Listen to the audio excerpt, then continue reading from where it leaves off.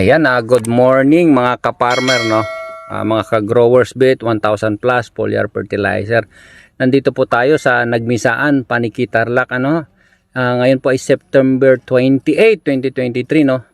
Thursday 9 AM. Yan ho. At nandito po si Kagawad, ang may-ari po ng ng sabog tanim na ginamitan po 'yan ng Growers Bit 1000 plus foliar fertilizer. Ayan po.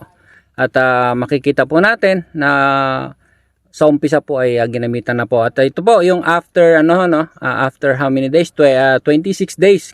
So ito po October 24 na po ngayon at ito na po yung pinagamitan ng ating Growers Bit 1000 plus foliar fertilizer. Ayan ho. At tuloy-tuloy po yung paggamit natin dito. Kita nyo naman green na green. Wala pa pong wala pa pong inilagay na kung ano-ano pa kung hindi ang Growers Bit 1000 plus foliar fertilizer lang po ang kanyang ginamit, ano?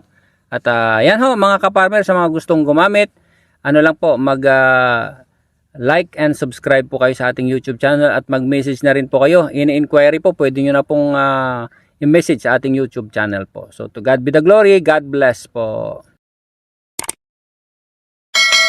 God bless the farmers of this land.